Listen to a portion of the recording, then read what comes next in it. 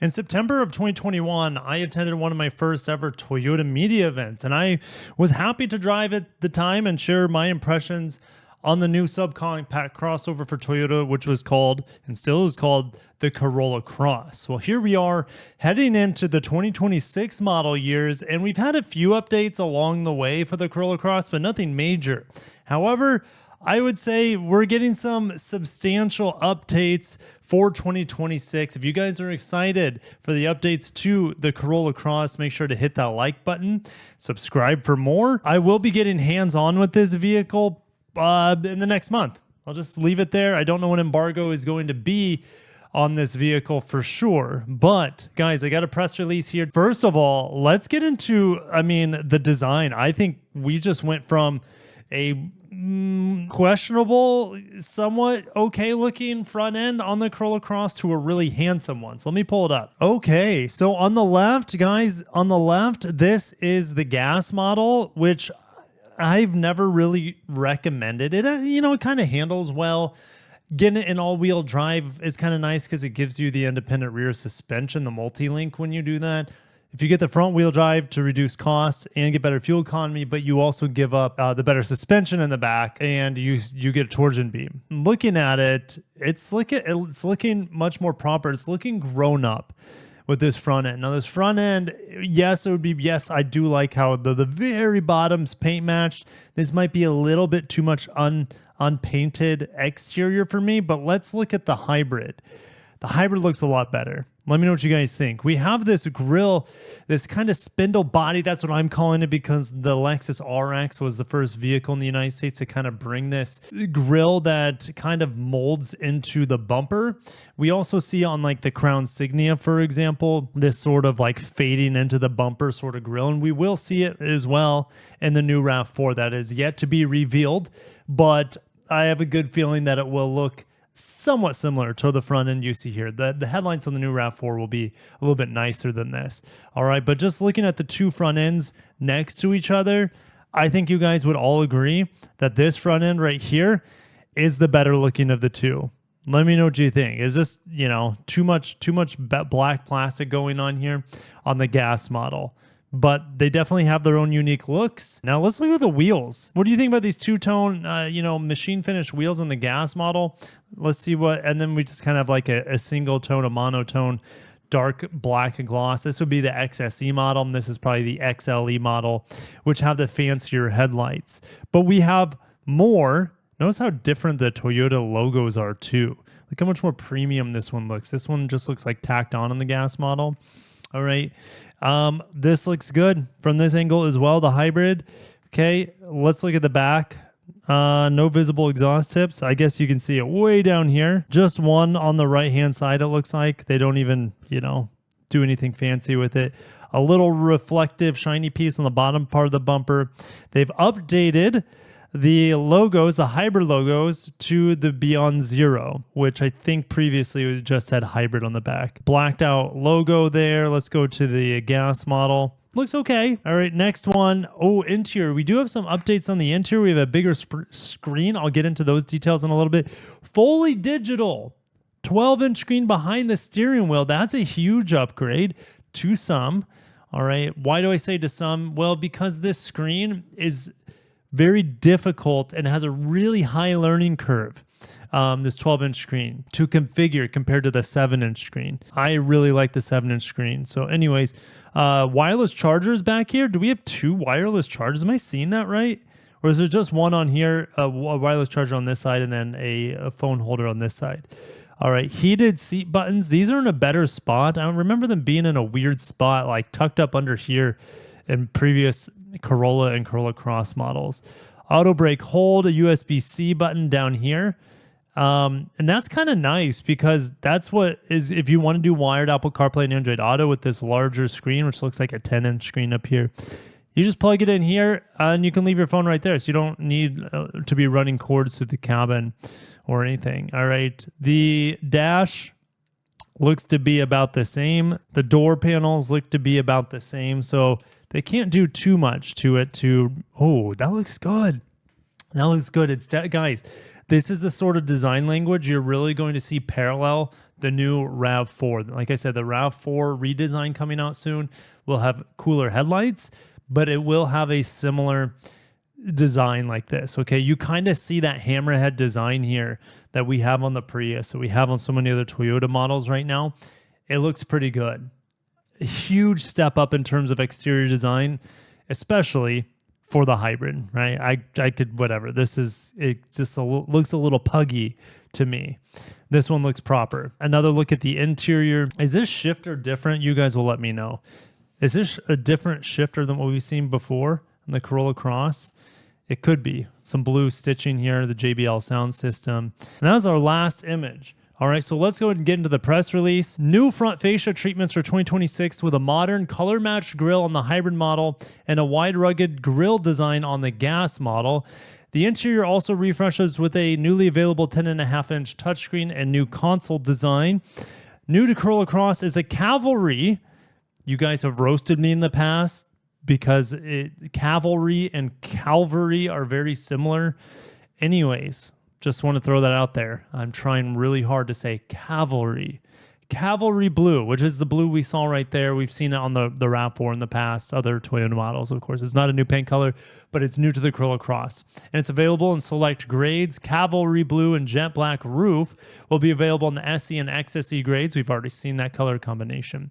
New 18-inch alloy wheel options available with dark gray finish on the XLE, which we saw right here, and black finish on the XSE. 3 hybrid grades equipped with the 5th generation hybrid system. We've already had this on the Corolla Cross, so it's nothing new here. Still 196 horsepower, 42 miles per gallon. Nothing new for the powertrain. All right, 5th generation, 2-liter, 4-cylinder. 3 gas models available in front-wheel drive or all-wheel drive, and a manufactured estimate 32 mile per gallon rating. I really want to test it again, the non-hybrid, because the last time I drove one, I couldn't maintain speed and my kids were getting car sick. So that's what I remember about the Corolla Cross with the CVT, is that it was just so poorly tuned, or should I say tuned for emissions for whatever reason, that you had to nanny the gas pedal constantly to maintain speed. It was just like the most bizarre experience, one of the more bizarre experiences I've ever had in a Toyota. All right, so I'm just like, get the hybrid. It's faster, more powerful. It's just a better experience from like A to Z compared to the CVT, and it's not that much more expensive, and it looks better now. So it's like, it's almost, to me, it's almost like, is Toyota trying hard as they can to upsell you on the hybrid? Because the CVT gas model, I mean, the wheels are okay. I don't mind the wheels, but the front end to it just looks cheap, or I don't know, puggy. I'll just leave that puggy. So Cavalry Blue is available in the gas LE, XLE, hybrid SE, and hybrid XSE. So you can't get this cool new color for the Corolla Cross on the base trims, whether it's the S or the L grades. The hybrid SE and XSE grades also have Cavalry Blue with jet black roof two-tone. We also have a new Portobello interior color on the XLE grade. We don't have images of it, but let me show you something. This is the Portobello interior on the Corolla Cross's big brother, the Grand Highlander. So it's kind of just a caramel-like interior that will be available on the XLE. It will not be available, seemingly, on the hybrid, which is kind of a miss because I like that brown, that kind of medium milk chocolate brown, maybe lighter chocolate. Maybe it's, I don't know. I want chocolate right now, so I'm making chocolate analogies. All right, I know Portobello is a mushroom, but I don't know. It looks a little bit more caramel to me. Let's keep going.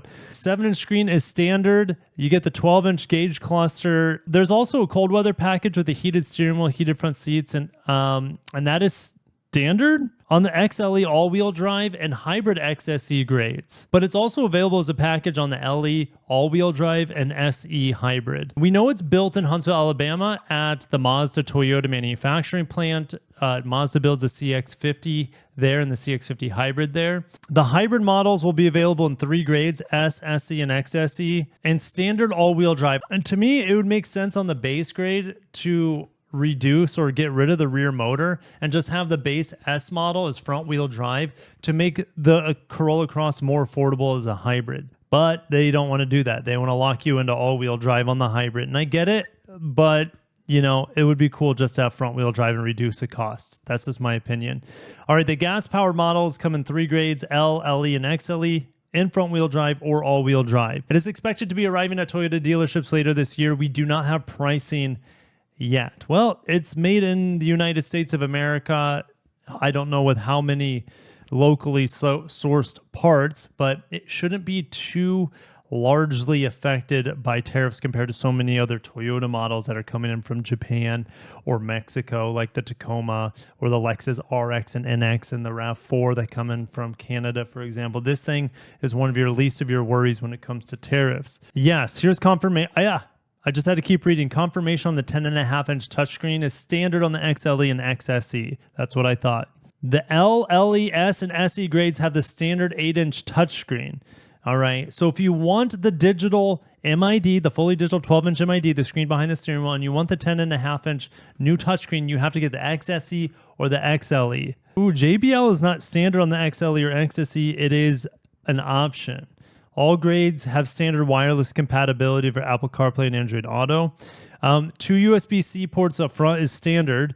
Qi wireless charging is standard on LE, SE, XLE, and XSE models. So the base grades do not get wireless charging, essentially. And the base grades also do not get rear USB-C ports. Now, I don't remember, does the Corolla Cross have rear vents? Here I am back in 2021 looking at my coverage, and yes, there were rear vents on that model. In the back, at least in the middle seat, you can get that on the XLE and XSE with the center armrest. Here's the thing with the hybrid, 0 to 60s are already not very quick. It's 8 seconds, okay, which I think is perfectly adequate. The gas model, I remember it being awfully slow, 9.5 to 10 seconds, something like that. And the front wheel drives are going to be faster on the gas models than the all wheel drives. I guarantee it. It doesn't look like there's any updates to Toyota Safety Sense 3.0 because it's already been available on this vehicle. So, hey, Corolla Cross is now more relevant than ever with the design. I mean, now it's with the hybrid especially is as good looking in my opinion as the Nissan Kicks. But I still want a front-wheel drive base hybrid model, just not available, not sold on the gas model's front end. And well, I'm just not sold on the gas model in general. But maybe they fixed it and changed it since I've test driven one. And so maybe I need to drive one and give you guys my impressions on the gas model once again. The new technology is nice, but it's essentially locked away. The bigger screens on the top grades. Go figure, right? So I'm going to end it there. The Corolla Cross is still, is it still, other than like the Kia Niro, which is kind of a competitor, which it's slower. It has better fuel economy than this, but it doesn't have all-wheel drive as an option on the Kia Niro. But like the Corolla Cross has no direct competition still. Honda hasn't hybridized the HR-V. Hyundai hasn't hybridized the Kona. Those things will come over time, and Nissan hasn't brought in their like e-Power. Mazda has no hybrid on their CX-30. I just reviewed the CX-30 at the time of this recording earlier today. You guys will be seeing this tomorrow. Anyways, time traveling. But yeah, it's still undisputed all these years later. Here we are in 2025, and there's still no hybrid subcompact crossover to compete against the Corolla Cross. It's pretty mind-blowing. What are these other brands doing? All right, Toyota without competition to this Corolla Cross. I'm interested to see what the pricing is going to be. They can't charge too much for it because they're capped with the RAV4, the new RAV4, and the pricing on that. We'll see. I'm excited for this vehicle. Can't wait to drive it, and it looks fantastic. Now it has the looks to match its fantastic powertrain, the hybrid powertrain. All right, shutting it down. Thank you guys for watching. I go pick up kids from school. Have a great day and peace.